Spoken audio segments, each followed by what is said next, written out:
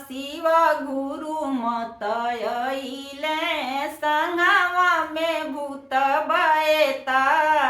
लगे माई संगवा में भूत बएताल परिछे बाहर भैली सासु मादागिनी सरप छोरेला फुफुका रगे माई सरप छोरेला फुफुकार डालाले पटकली सासु लोराले पटकली ठोकी दिहली बजर केवार गे माई ठोकी दिहली बजर केवार ऐसन बौरा ह शिव से गौरा नाही बियह बबलू गौरा रहिए कुंवर ऐसन बौरा ह बर से गौरा नाही बियह बबलू गौरा रहिए कुंवर आतना बचन जब सुनेली गौरा देई शिवजी से अरज हमार आहे तना बचन जब सुनेली गौरा देई शिवजी से अरज हमार गे माई शिवजी से अरज हमार तनिए साये शिव भेष बदली तीनई हर लोग पतिया सगे माई नई हर लोग पतिया गंगा नहैले शिव भभूति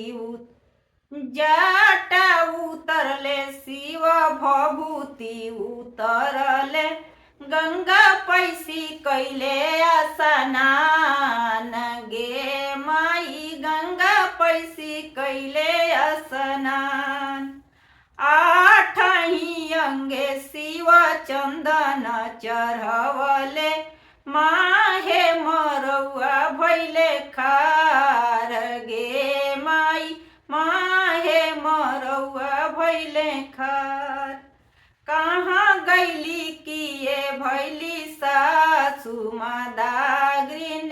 अब रूप देखना हमार गे माई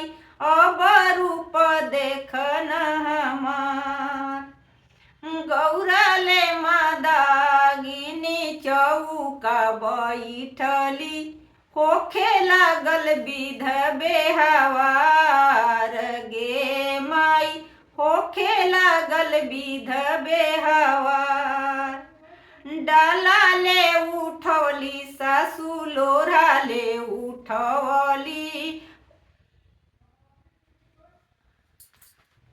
गौरा ले मादागिनी चौका बैठली होखे लागल विध बेहवार गे माई होखे लागल विध बेहवार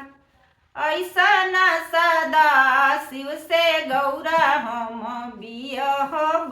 इहे शिव गौरा के जोग गे माई ऐसा न सदा